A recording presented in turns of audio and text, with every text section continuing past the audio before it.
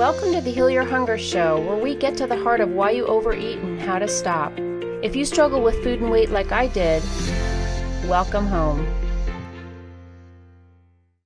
Welcome to the Heal Your Hunger Show. Thanks so much for tuning in. It's great to have you here today, and I have a great guest for you, something a little different.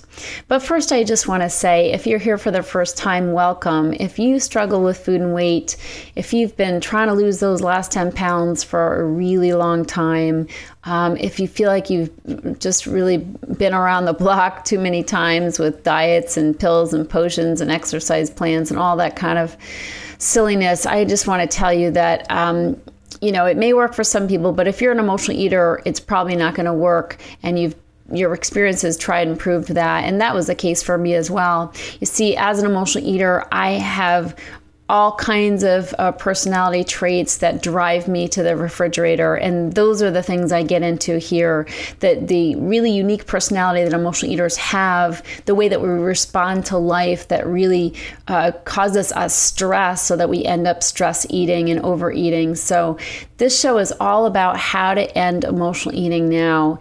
And having gotten help 29 years ago from a man named Roy Nelson, who is now my husband. I never let him out of my sight after he helped me. But after getting his help, I joined him in helping other people heal. And so I bring to you everything I've learned in the past close to 30 years of overcoming this problem myself and then helping hundreds of other people as well. So I'm just excited to have my guest here, who is a woman who has been a friend for many years.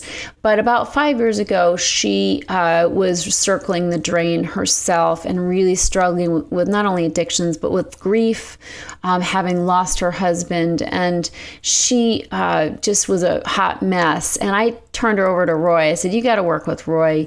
And she did. And it transformed her life. And so what I want to do is have you hear straight from her what her experience has been with the very simple principles that I lay out in my book, Heal Your Hunger, 7 Simple Steps to End Emotional Eating Now, because I put it all in there, and they're simple steps, but just to see them really come to life in one person's experience is really a beautiful thing. And we go into a lot of detail here. So I hope this is helpful to you. If you haven't read the book, definitely pick it up. I'm going to put a link here in the show notes that has not only a link for the book, but also a whole bunch of bonuses that you can have on account of purchasing the book. The book's super cheap. It's actually $6 or $7 on Amazon, but the bonuses are, on top of that are just amazing and make it such a killer deal. So,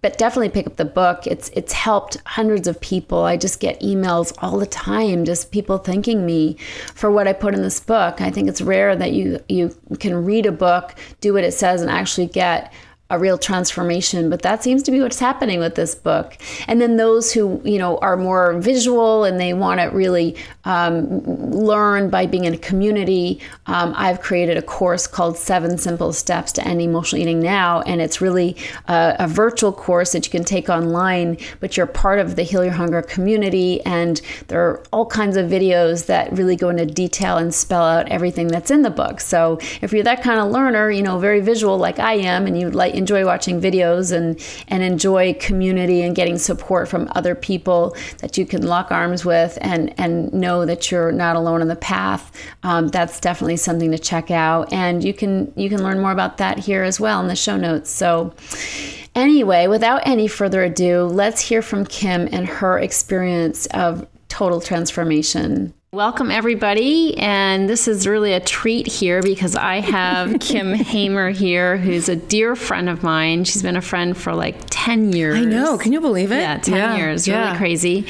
But a while ago, she then became a client of Roy's. And so she has gone through quite a transformation. Mm-hmm. And what I want her to do is share some about her story and then about how all the different steps that we've been talking about here are working in her life and how she works them, because I want this to be an example for you of how it works, and also just she's just so beautiful and inspirational, and I know it will help. So Kim, tell me first about just in a brief way your story, if you will, and then how you came to get help from Roy. Sure. So I would call myself a multi-addiction user. I loved, there were three main ones that I was really into, bulimia, alcohol, and men.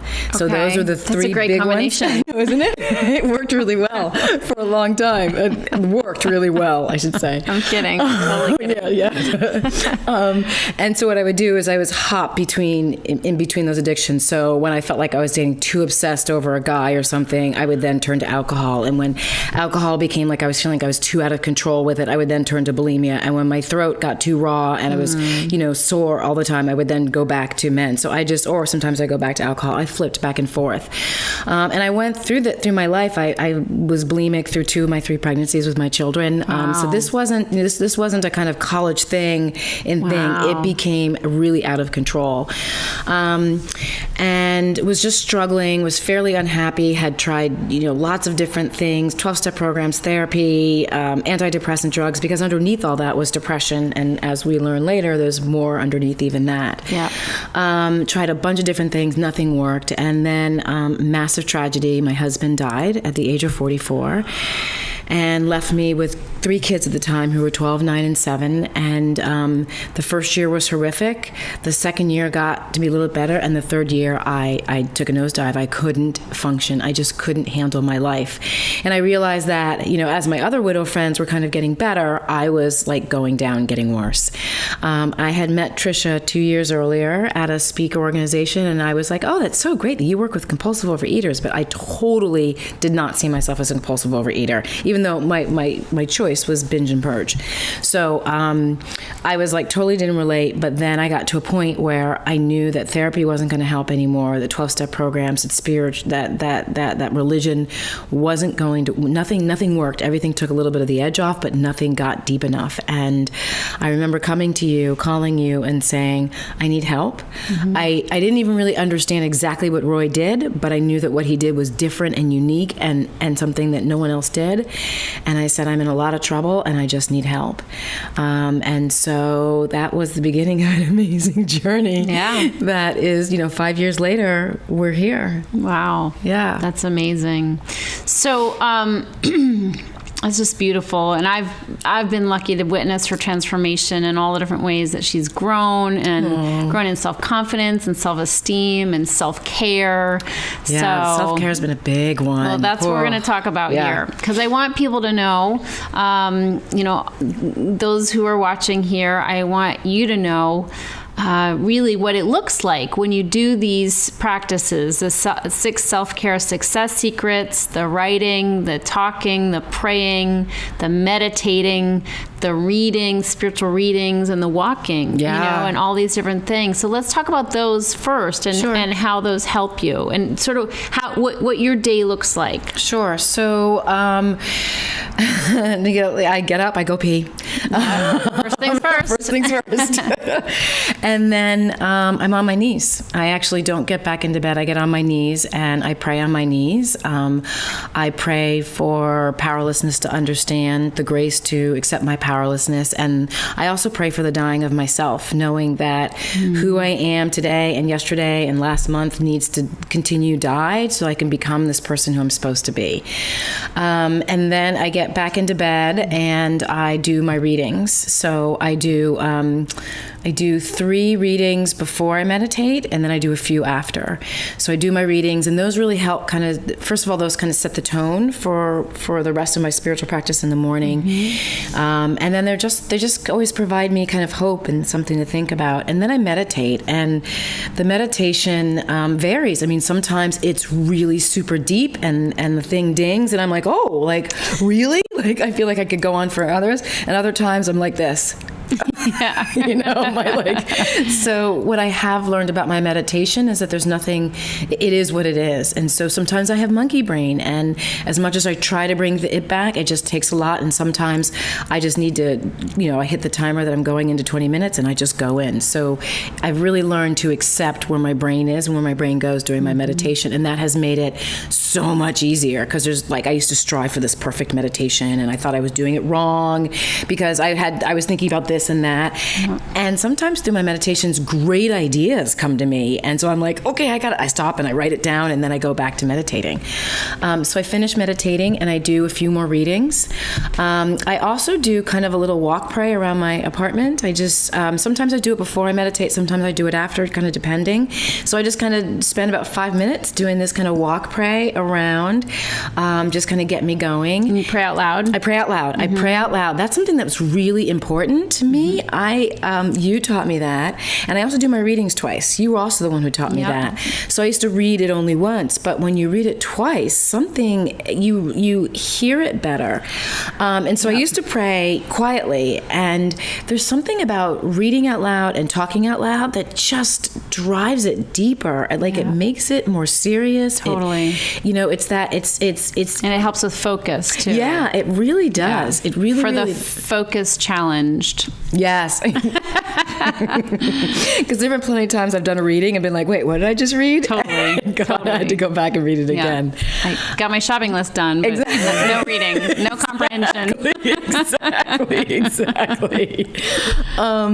So I finish all that, and then I start my routine in the morning, and I kind of have a set thing I do in the way I get ready. I usually eat breakfast before I get dressed. I just something that I like to do. This is just me. Do not follow what I do. But I like to eat before I get dressed, and then finally get dressed and get out the door. I forgot. Before I eat, I always go for a walk, and that walk has been really important to me. I walk about 2 miles roughly. I used to be, so my other addiction was exercise. I was very into exercise. I considered myself an athlete, and so that meant, I was serious. I was hardcore. I was going to make these workouts count. And so working with Tricia and Roy, it was really hard to dial that back because I wanted to make my walks count. And now it's just beautiful. I'm not out there trying to get the heart rate up and make sure it's up for a certain amount of time. Calories burn, all that other garbage.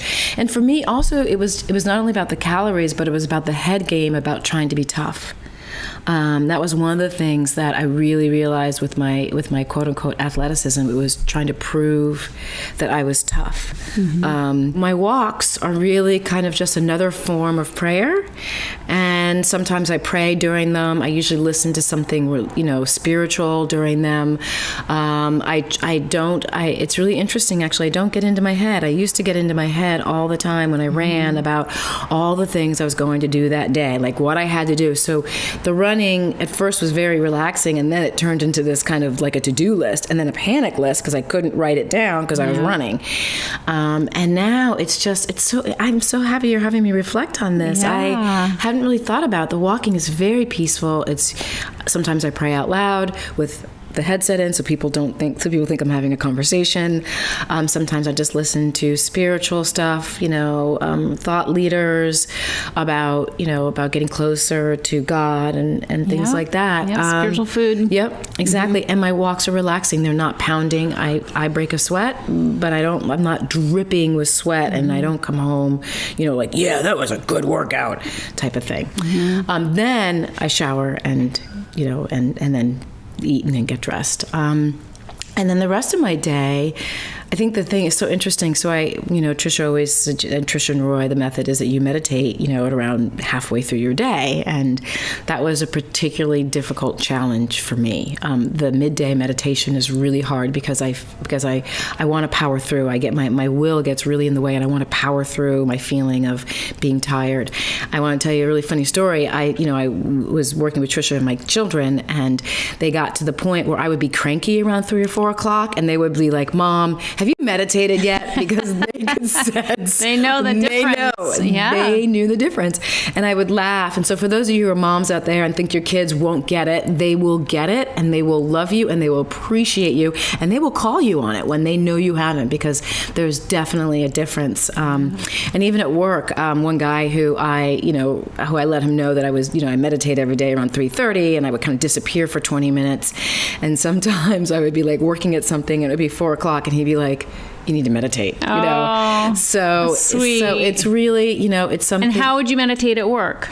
Different ways. Sometimes there were offices that were open that I would go into, turn off the light. I have been known to go to my car. Would you tell people at work that you were meditating? Like, how did you handle that? Sometimes I did, sometimes I didn't. Okay. It really depended. Depends on how discreet you could be. So I used to work temp jobs, and I never told anybody. I would just kind of, you're supposed to be allowed to take 2 10-minute breaks, and so I would not take my morning one and then kind of lump it all together. Okay. And then I would let them know I'm stepping out for 30 minutes, I'll be back. Great. And the 30 minutes is important because it's 20 minutes to meditate, it's a few minutes to go down, a few minutes to come back up.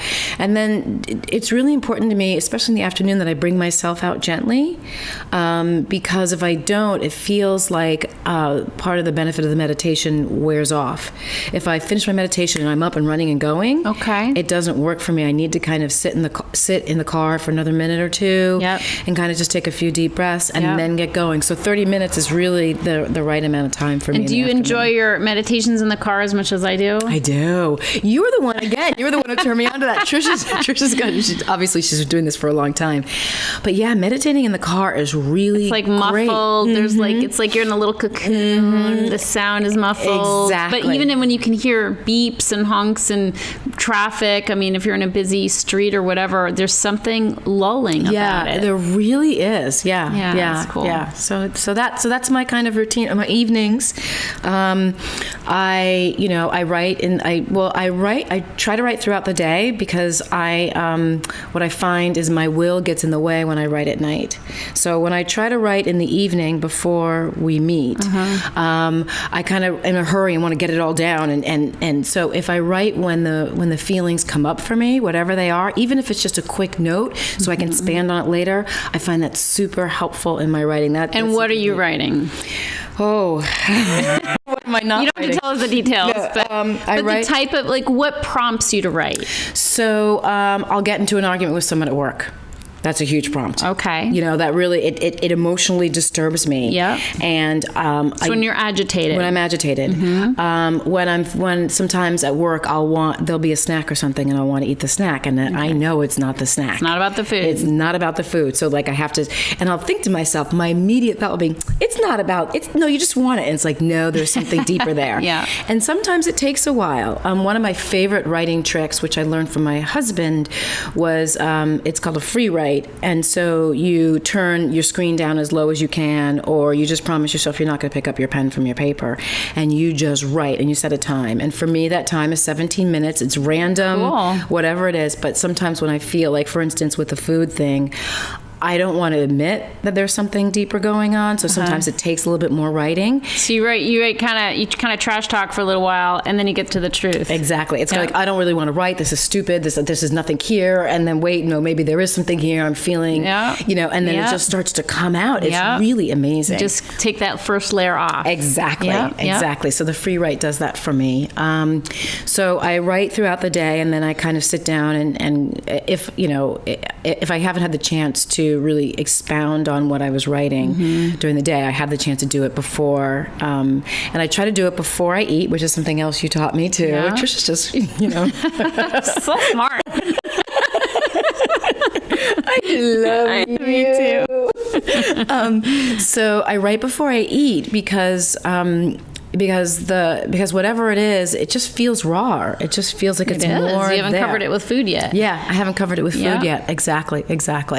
And then I eat, and I used to watch TV when I eat, which was totally numbing. Okay. So I no longer do that. I will sometimes listen to a podcast, or heaven forbid, I actually sit there in silence and eat. Ooh. Something new. Yeah. And then I like to, I leave the kitchen a mess because I want to sit down and relax and have my meal. I don't want to have to clean up. So I sit down, and then afterwards I clean up. So beautiful. Oh, and I pray at night. Okay, you end the day on your knees. On my knees, and the day on my knees. And last night, as a matter of fact, I was in bed, almost asleep, and I was like, oh no. Didn't pray. And then, of course, ego was like, well, don't worry about it. You can do it tomorrow. And I thought, and when the ego pitched, put his little voice in there, I was like, no. Yeah. Got rolled out of bed, got on my knees. Ooh, that's discipline. But it pays off. And I want to say it's... And God doesn't need you to get on your knees. No, it's for me. No, it's for you. It's for me. It's for that. It's just to make that ego lay down a little bit. Yep. Right? Exactly. It is exactly it. It's so for me. Yeah. You get up and get on your knees to get the ego down. Yeah. On its knees. On its knees. Exactly. Yeah, that's beautiful. Well, thank you for sharing that. Thank you. It's so great. I'm sure it's very helpful for others to see kind of it in action in somebody else's life, and it's working. Totally working. Yeah. It's beautiful. Yeah. It's so great. Talk to us about 3 Meal Magic and how that works for you. So it's great. It's amazing. As a quote unquote athlete, I was told I needed to snack all day to make sure I got that food in me, And it is so relaxing. First of all, I enjoy my meals a lot more. Mm-hmm. I really enjoy them. Like I look forward to eating. And I love that kind of looking forward to eating. Yeah. And so that's the first thing. A little hunger in your belly, getting ready for a meal. Exactly. Beautiful. Yeah. And I no longer panic with the hunger. I think that is something that's really amazing. The hunger is just, I see it as my body's way of saying it's time to fill yourself. It's time to give you more nutrition. Yeah. And so there used to be this panic of like, oh my God, I'm hungry and I need to fix that right now. And it doesn't exist anymore. Yeah, that I'm just hungry. And I think the thing that I when traveling, 3 Meal Magic can be a little tricky because I like to have certain things. Salads don't always really work well for me, and so grabbing a salad from the place in the airport doesn't work well for me. But there's something really beautiful about planning my meals when I travel too. So I have this container that I love to bring, and I have certain type of foods I love to put in that container. And I put ice in there, and I've got my napkin and my fork and everything ready to go. And then to trust my body across time zones is also really super important, because I used to obsess about. I would actually kind of lie to myself. I was like, well, I know I had lunch, but it wasn't really lunch. It was more like breakfast. So this is this is my 5th meal of the day, but we won't count that. Yeah. And now it's just so easy to do, and I love eating. Yeah. Now it's not a you're eating in a self-caring way. Yeah, it's the self-care and the thought and the planning, and it's soothing. It is. It's really soothing. Yeah. That's beautiful. Yeah. Okay, now, as an emotional eater, I'm sure you've done a lot of stuffing your feelings and also just clamming up. I don't know what you're talking about. First, I'm like, was that not clear? So, talk to me about sort of how your communication skills and your ability to express yourself and your need to express yourself has changed. It's, I'm so sorry to say the cliche, but it's night and day. So I think the first thing is, one of the best things that I learned from you was that need to, it's great that I write, but then I need to share it. Yeah. Because what has held me back all these years is the fear that someone's going to go, when I share, you are messed up in the head, right? And so being in a community where I can share that, and where people just kind of shrug their shoulders and go, is that it? Yeah. Like, is that all? Or me too? Right. And is so powerful, because it wipes the fear away to the point where I feel stupid for being fearful in the first place. You know what I mean? Yeah, that's beautiful. So it's so wonderful. The sharing is so important, and it's also really important because there are things I'm so scared of, like I'm terrified of sharing. And when I get past that fear, when I walk past it and just basically say, screw you, ego, I'm doing it anyway. Yep. It just like opens up this. it changes my whole day. I mean, it changes my whole next day. Yep. To a level I can't even explain. So there's something really powerful about the sharing, because I kept all this stuff in because I was really afraid that I wasn't going to be liked. I was really afraid that I was really different and weird and crazy. I was really afraid of all those things. Sure. And when I share, it basically gives the finger to the fear. Yep. And it becomes very powerful. I love that. Talk to me about your ability to speak up for yourself and walking through that fear. So there was actually an incident last night with a friend who I felt used a tone that I thought was mean, and I was so mad, and I was like, I'm going to say something, I'm not going to say something. And I thought, you know what? I think there's a picture of in your book. It's like people eating that is such a great demonstration. Yep. I was like, I am not going to eat this. And so Eating our words that we didn't express. Yeah. Yep. And so I called this person and I said, hey, I didn't like the tone you used. And this person was like, well, did you not hear what I said? And I said, what you said was right, but I didn't like the tone. And it was just such a beautiful thing for me to do it. It wasn't, I wasn't like, you're a jerk for doing this. It's just like, I didn't like the tone. And I was able to separate what they said, the message of what they were saying, from the tone of what they were saying, and to explain that to the person, like this tone doesn't work. The message is right on, but the tone doesn't work. It's with my children. That is my biggest weakness for sure. So yeah, the people pleasing was just out of control, and people trying to people please my children. And it's in layers that I'm undoing it. And a lot of times they're not happy because I've changed the way I do things. And People don't like it, but they adjust, don't they? They adjust. They do. Friends, especially. I've let go of some friends, not the slam the door in the face kind of let go, but I've let some friendships go. I don't, we just kind of haven't talked to each other for a while and just kind of let it go in the past because they were really unhealthy for me. I was trying to people please so much, and we had gotten into the niche where I was always doing the people pleasing and they were always doing the demanding, and it just didn't feel good. Had to change. Yeah, and I realized that it wasn't up to me to change that relationship. It was up to me to say, this isn't working for me anymore. But it wasn't up to me to get in there and try to manipulate and change it so it worked better for me. Get them to change. It just, it just wasn't You stopped working. playing, and then the relationship shifted on its own. Yeah. I think the biggest relationship shift was with my mother-in-law. I think I tell this story all the time about my mother-in-law. After my husband and I was really angry at my mother-in-law and my father-in-law and really hated them. Like, all this stuff was coming out, and it really wasn't them, but I felt like it was them at the time. And this is before I was working with you.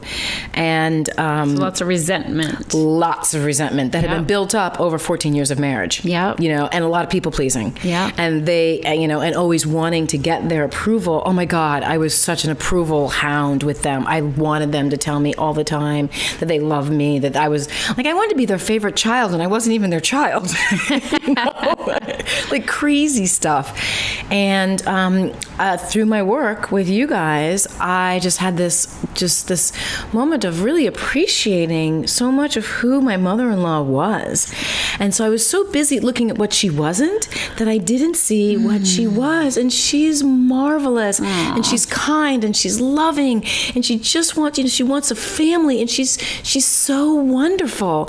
And so my relationship took a complete shift with her. Yeah. I was able to write an amends letter to apologize for what a jerk I had been. And she was, she's like, oh, don't worry about it. Like, that's kind of who she is. And I love her so much. Like, when I think about her dying, it makes me so sad. Like, I don't want to lose her. She's so amazing. Yeah. And she hasn't changed. She hasn't changed at all. She has not changed one single bit. Yep. That's the thing. It's you who did the changing. Yeah. Relationships can be transformed when we're the ones that do the changing. Yeah. When we're willing to look at ourselves and change. Yep. Absolutely. Yep. Absolutely. Yeah. She's still the same. And then you don't have to have all that resentment that you then would overeat or drink over. Yeah. Right? Exactly. Yeah. Exactly. So that's beautiful. Yeah. So talk to me about your relationship with God and how that's changed.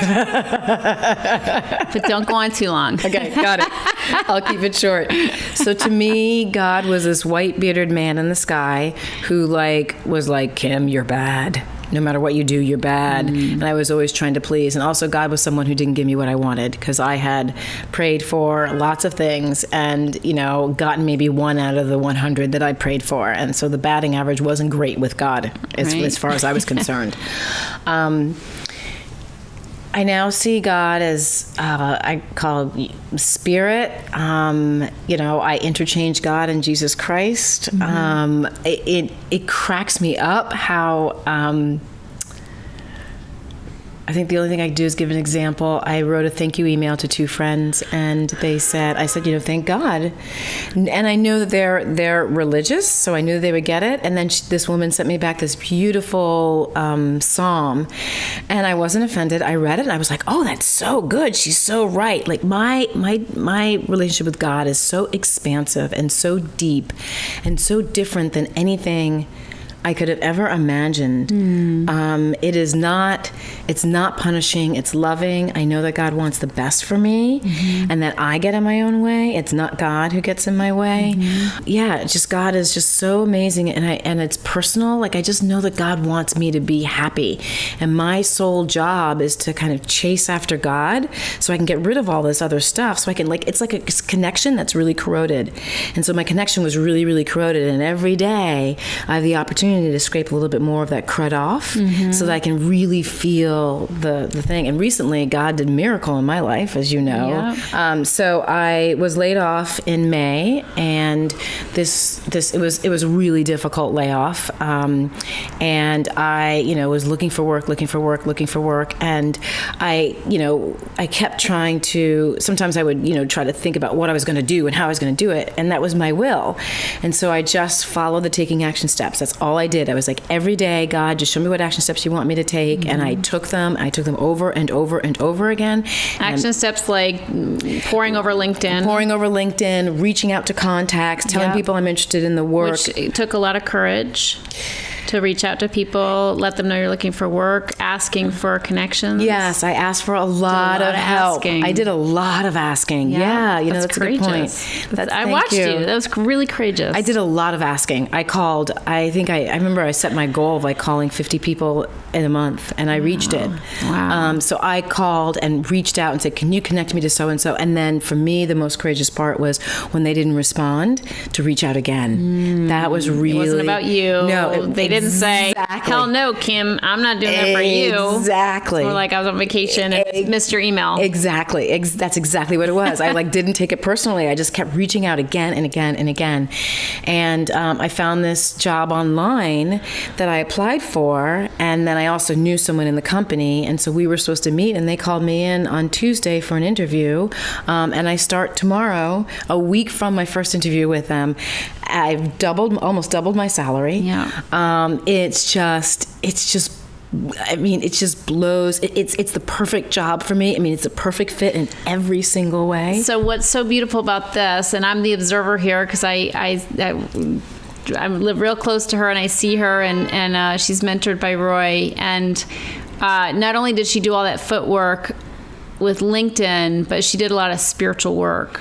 And you didn't just bury your head into the computer and trying to drum up a job. You actually balanced that with more meditation, more walk praise, more connection and community. Like, you stepped up your spiritual life, absolutely, to balance hunting for a job, and that just up-leveled her consciousness. That made her open for the good. That is a very good point. I listened to a lot more stuff. I read more. I was, I had my morning routine, but I was reading more. I was taking the time to sit down and read more, half an hour to an hour a day. You're absolutely right. That's a really good point. Oh, yeah. That had a lot to do with that good fortune. I'm convinced of it. Yeah, absolutely. I agree. Oh, it's so good to hear you and have you here. And, you guys see she is so... No. Seriously, I mean, I know that you already know how great Tricia is, but I just have to say, I met her and I loved her from the moment I met her. I didn't relate to what she was doing because I was in such incredible deep denial. But she is one of the sweetest, most loving people I have ever met. She's generous, she's kind, she's open, and you inspire me all the time. You inspire me all the time. Well, you're a gem, and I love watching it work in you. So thank you, and thanks for sharing it with everybody. Yeah, and you guys, please, hang in there, keep doing the work. This stuff really, it works beyond anything that you can possibly imagine. It's amazing. Yeah. It's amazing. Amen. Amen. All right. Thank you so much. We will see you in the next video. Okay. Bye. If you enjoyed this show and want to get free support, insider health info, exclusive invites to events, and more, visit healyourhunger.com.